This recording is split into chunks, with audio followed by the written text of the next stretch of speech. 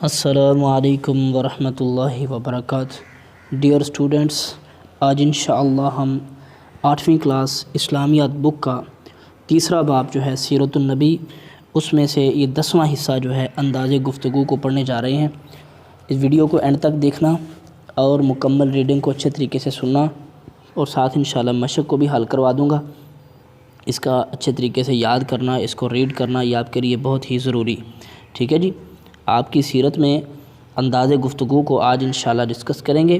انشاءاللہ آپ کو بہت علم بھی حاصل ہوگا، اور اس میں سے آپ کے چھوٹے موٹے سوال بھی آ سکتے ہیں، لہذا اس لیے آپ کو اس کو اچھے طریقے سے یاد کرنا ہوگا، سننا ہوگا۔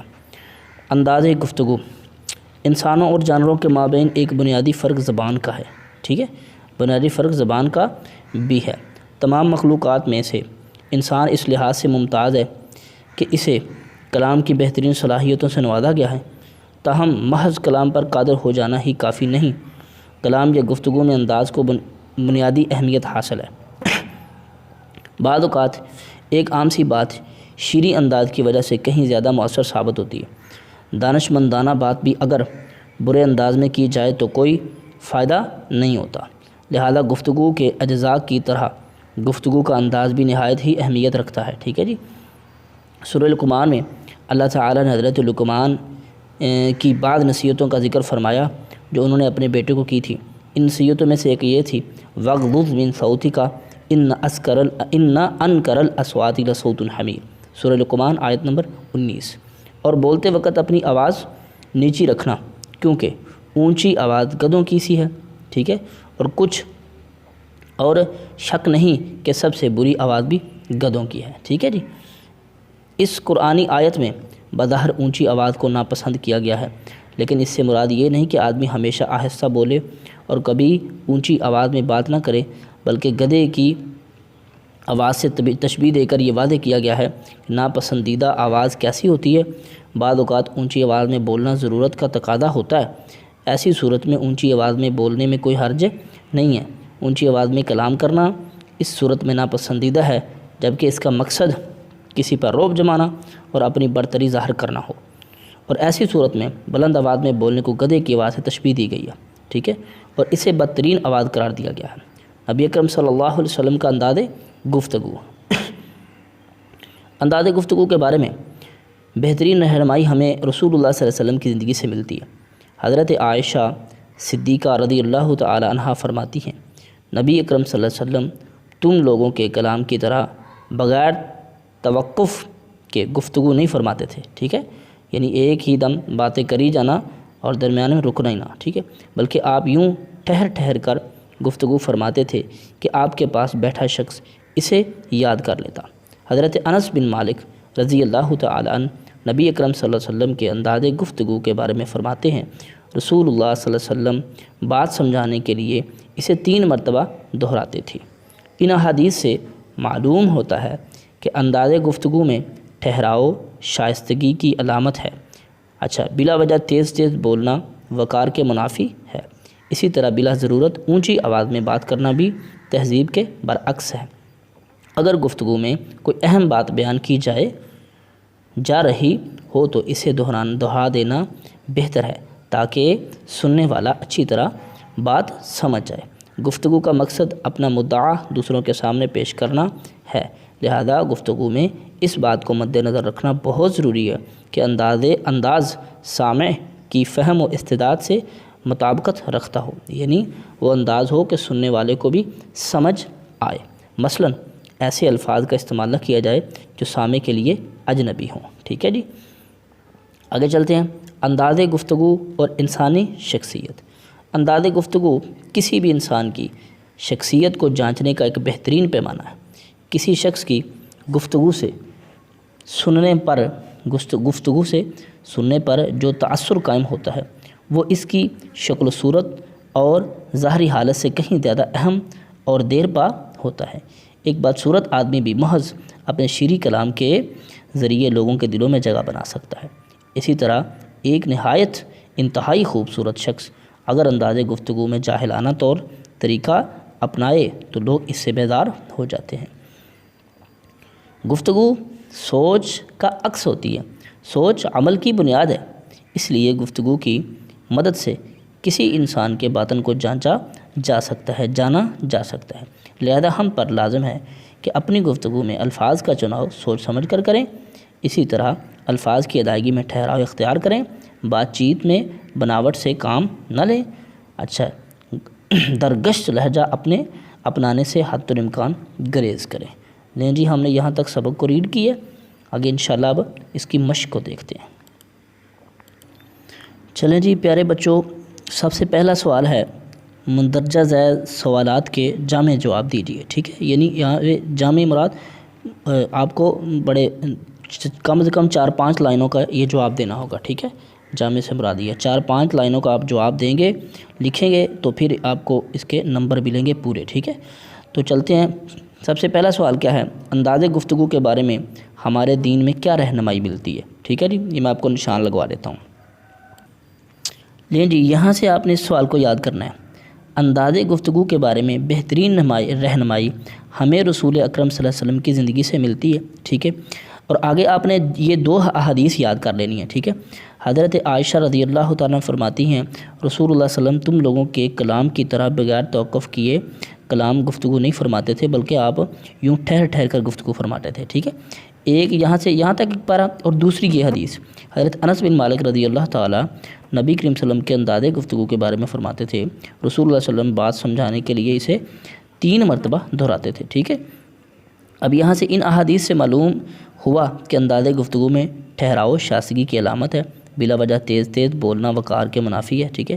اسی طرح یہ آپ نے یہاں سے اس پیرے کو یہ آپ نے نشان لگوا لینا، ٹھیک ہے؟ یہاں سے یہ پیرا یہاں سے لینا ہے اور یہاں تک اس پیرے کو جو ہے نا وہ اچھے طریقے سے آپ نے پڑھ لینا ہے، اور 2 جو احادیث ہیں نا ان کو آپ نے ذہن میں رکھنا ہے، اور ان احادیث کی ہی تشریح آپ کر دیں گے تو آپ کا 4-5 جو ہے وہ لائنوں کا ایک سوال بن جائے گا، تو انشاءاللہ آپ کو اس کے پورے نمبر مل جائیں گے، ٹھیک ہے؟ آگے چلتے ہیں۔ انسانی شخصیت پر انداز گفتگو کے کیا اثرات مرتب ہوتے ہیں، ٹھیک ہے؟ تو اب جلدی سے اس کو بھی ہم سبق سے ڈھونڈتے لیں جی۔ انداز گفتگو اور انسانی شخصیت، یہ آخری پیرا، ٹھیک ہے جی؟ انداز گفتگو کسی بھی انسان کی شخصیت کو جانچنے کا ایک بہترین پیمانہ ہے، ٹھیک ہے؟ کسی شخص کی گفتگو سننے پر جو تاثر قائم ہوتا ہے وہ اس کی شکل و صورت و ظاہری حالت سے کہیں زیادہ اہم اور دیر پا ہوتا ہے، ٹھیک ہے؟ ایک بدصورت آدمی بھی محض اپنے شیریں کلام کے ذریعے سے لوگوں کے دلوں میں جگہ بنا سکتا ہے، ٹھیک ہے؟ اسی طرح انتہائی خوبصورت شخص انداز گفتگو میں جاہلانہ طور طریقہ اپنائے تو لوگ اس سے بیزار ہو جاتے ہیں، ٹھیک ہے؟ گفتگو سوچ کا عکس ہوتی ہے اور سوچ عمل کی بنیاد ہوتی ہے، ٹھیک ہے؟ اب اگر آپ یہاں تک بھی اس کو یاد کر لیں گے تو میرا خیال ہے انشاءاللہ یہاں تک بھی کفایت کر جائے گا، ٹھیک ہے؟ یہاں سے لے کے یہاں تک بنیاد ہوتی ہے، ٹھیک ہے؟ اس لیے اگر آپ آگے پورا اس پیرے کو یاد کرنا چاہیں تو کتنی لائنیں ہیں؟ 3 اور 3 6، ٹھیک ہے؟ کیونکہ جامع سوال ہے تو اگر 6 لائنیں آپ لکھیں گے تو انشاءاللہ آپ کو اس کا پورے انشاءاللہ جو ہے مارکس مل جائیں گے، ٹھیک ہے؟ کیونکہ 2 ہی سوال اس نے دیے ہیں جامع، ٹھیک ہے؟ 2 ہی، تو لہذا بہتر ہے کہ پورے پیرے کو آپ یاد کریں۔ آگے چلتے ہیں، اگلا سوال کیا ہے کہ مندرجہ ذیل سوالات کے مختصر جواب دیں۔ اب یہ مختصر جواب آ گیا۔ سورہ لقمان میں آواز کے حوالے سے کیا نصیحت کی گئی ہے؟ تو جلدی سے میں آپ کو بتا دیتا ہوں، یہ دیکھیں قرآنی تعلیمات۔ سورہ لقمان میں اللہ تعالیٰ نے حضرت لقمان علیہ السلام کی بعض نصیحتوں کا ذکر فرمایا جو انہوں نے اپنے بیٹے کو کی تھی۔ ان نصیحتوں میں سے ایک یہ تھی وَغْضُضْ مِنْ صَوْتِكَ إِنَّ أَنْكَرَ الْأَصْوَاتِ لَصَوْتُ الْحَمِيرِ، ٹھیک ہے؟ آپ نے اس آیت کو بھی زبانی یاد کر لینا ہے، ٹھیک ہے؟ اور اس کا ترجمہ بھی، ٹھیک ہے؟ یہاں سے یہاں تک اس کا جواب ہے، یہ پہلے پیرے سے شروع سے لے کر یہاں تک آواز گدھوں کی ہے، ٹھیک ہے؟ یہاں سے یا آپ نے یہ چھوٹا سا پیرا آپ نے 2 لائنوں کا یہاں سے یاد کر لینا ہے، اس آیت کا ترجمہ بھی یاد کر لینا ہے اور آیت بھی، ٹھیک ہے؟ یہ آپ کے سوال کا انشاءاللہ جواب پورا ہو جائے گا۔ آگے چلتے ہیں، رسول اللہ صلی اللہ علیہ وسلم کس طرح گفتگو فرمایا کرتے تھے، ٹھیک ہے؟ تو آپ نے اگر پچھلا سوال یاد کیا ہوگا نا تو آپ کو اس میں یہ 2 احادیث جو ہیں یاد کریں گے تو دونوں سوالوں میں کام آ جائیں گی۔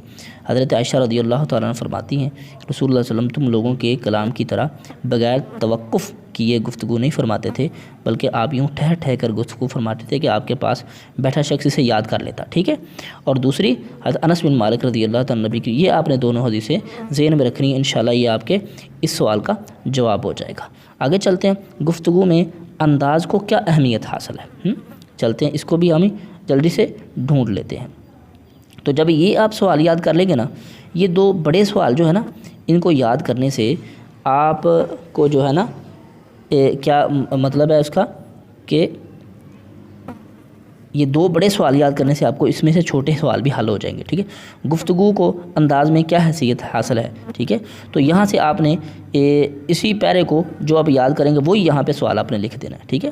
گفتگو کو، ٹھیک ہے، کسی انسان کو جانچنے کے لیے اس کے باطن کو جانا جا سکتا ہے، لہذا ہم پر لازم ہے کہ اپنی گفتگو میں الفاظ کا چناؤ اچھا کریں، یہ سارا پیرا، ٹھیک ہے۔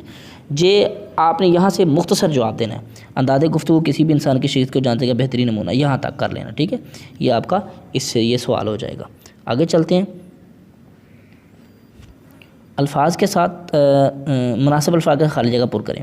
انسانوں اور جانوروں کے مابین ایک بنیادی فرق بولنے گفتگو کا بھی ہے، ٹھیک ہے، یہاں پہ لفظ ہے گفتگو کا بھی ہے۔ موقع محل کی مناسبت سے گفتگو میں فرق پیدا ہو جاتا ہے، ٹھیک ہے جی۔ رسول اللہ علیہ وسلم بات سمجھانے کے لیے 3 مرتبہ دہراتے تھے۔ بلا وجہ تیز یہاں پہ آئے گا تیز بولنا وقار کے منافی ہے، ٹھیک ہے جی۔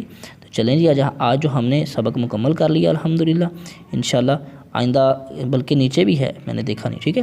مندرجہ جملوں میں صحیح کے سامنے صحیح اور غلط کے سامنے غلط ہے۔ رسول اللہ صلی اللہ علیہ وسلم بغیر توقف کے گفتگو نہیں فرماتے تھے، صحیح ہو گیا، ٹھیک ہے، یہ صحیح ہے۔ اونچی آواز میں بات کرنا تہذیب کے برعکس نہیں ہے۔ اگر جی اونچی آواز میں بات کرنا تہذیب کے برعکس نہیں، یہ غلط ہے، ٹھیک ہے جی، یہ غلط ہے، ٹھیک ہے۔ یہاں پہ آپ نے کراس کا نشان لگانا ہے۔ سب سے بری آواز مرغ کی ہے، یہ بھی غلط ہے، گدھے کی آواز ہے، ٹھیک ہے۔ گفتگو سوچ کا عکس ہوتی ہے، یہ ٹھیک ہے، ٹھیک ہے جی۔ سورہ لقمان میں حضرت لقمان علیہ السلام کی نصیحتوں کا ذکر ہے، لقمان علیہ السلام کی ہاں ٹھیک ہے جی، سورہ لقمان میں ہی ہے، بالکل ٹھیک ہے۔ دیے گئے جوابات میں صحیح اور غلط کا انتخاب کیجیے۔ بدترین آواز اونچی آواز ہے، مرغ کی آواز ہے، کتے کی آواز ہے، گدھے کی آواز ہے، گدھے کی آواز ہے، ٹھیک ہے جی۔ اونچی آواز تو بعض وقت کرنی پڑ جاتی ہے نا، گدھے کی آواز ہے، یہ دال والا اس کا صحیح جواب ہے۔ کلام کا مقصد ہے مدعا بیان کرنا، ٹھیک ہے، یہ ہے مدعا بیان کرنا، یہ پہلا والا۔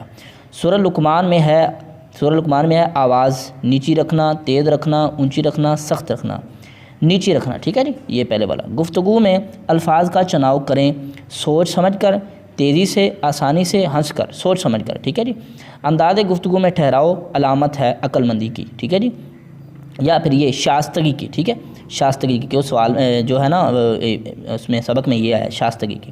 آگے جو ہے الحمدللہ سبق ہم نے پورا کر لیا، ٹھیک ہے جی۔ انشاءاللہ پھر اگلے سبق میں دوبارہ ملاقات ہوگی۔ آپ اس سبق کو اچھے طریقے سے یاد کریں، اور جاتے جاتے اگر چینل اچھا لگے تو سبسکرائب کر دینا، ویڈیو کو لائک کر دینا۔ ملتے ہیں نئے سبق میں، اللہ حافظ۔